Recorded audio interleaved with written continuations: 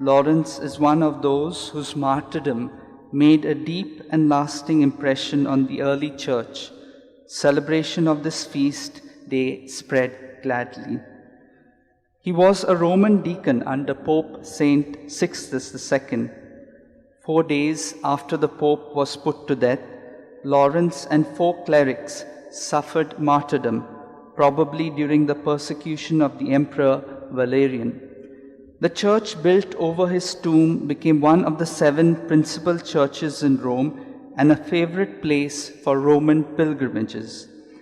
After the Pope was arrested, Lawrence knew that he would be too.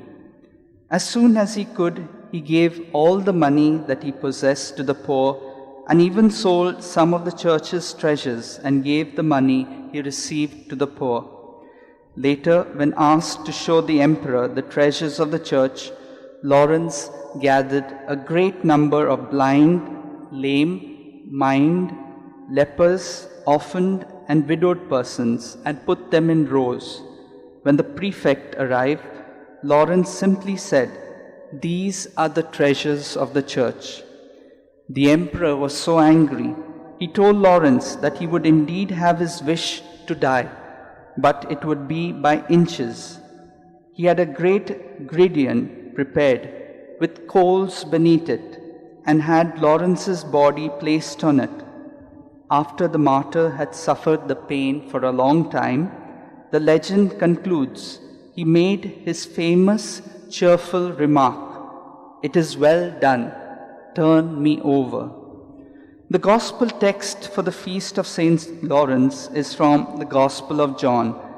Jesus introduces teachings about his death with a brief agricultural parable.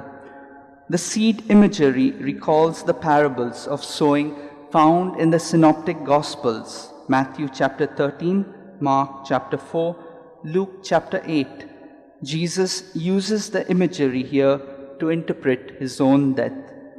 The significance of this parable for understanding Jesus' death lies in the contrast between remaining solitary and bearing much fruit. In John, fruit is Jesus' metaphor for the life of the community of faith. Jesus thus uses the seed parable to show that the salvific power of his death resides in the community that is gathered as a result of it. John chapter 12 verse 25 is one of the best attested sayings of Jesus. In addition to this verse, some form of the saying occurs 5 times in the Gospels. While all of the occurrences share the basic pattern of an antithetical parallelism that highlights contrasting attitudes towards one's life, there are also significant differences among the sayings.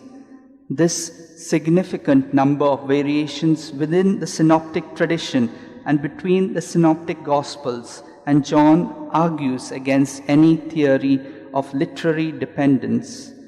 To love one's life is the opposite of Jesus' own action. It places one outside of the community shaped by Jesus' gift of his life and leads to the loss of that life. To hate one's life in this world is to declare one's allegiance to Jesus and so to receive his gift of eternal life. The prime reason for the choice of the Gospel text is that Lawrence became like the grain of wheat that was unafraid to fall into the ground and die. In doing so, he became like his Lord and Master Jesus.